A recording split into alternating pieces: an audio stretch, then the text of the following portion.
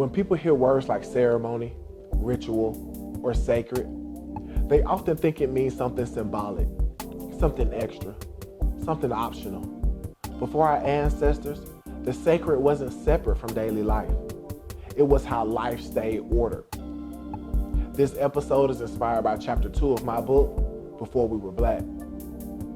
And today, we're going to talk about what held the nations together.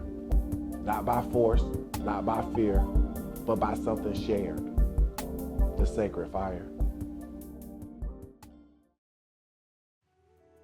In the Southeast, fire wasn't just something you used.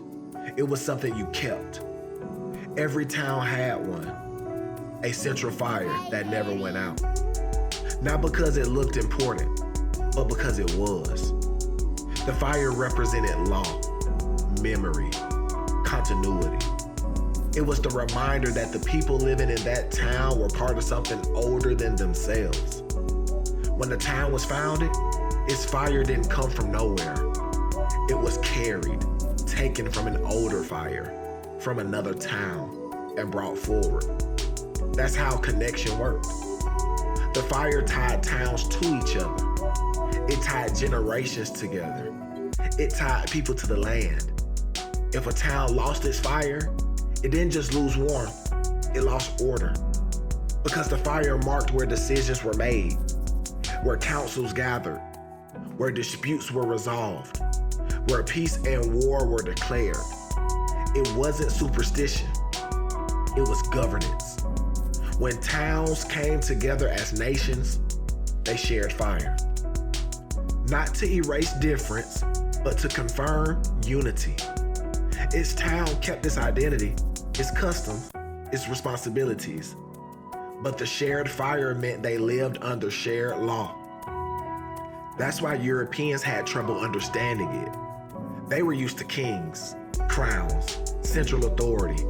But here, in America, authority lived in agreement, in continuity, in something you didn't own but maintained. And that fire didn't belong to one person. It belonged to the people. Think about how fragile order feels today. How easily things fall apart when memory is broken, when leadership forgets responsibility, when connection disappears.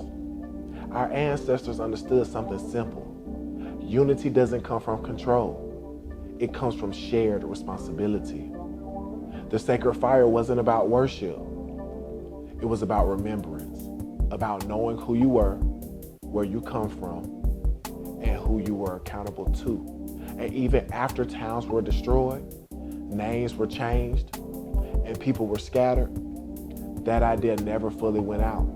It stayed alive in how our people gather, in how elders are respected, and how memory is passed.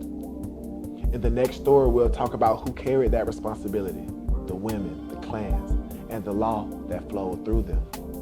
But for now, just remember this. As long as the fire was kept, the nation lived.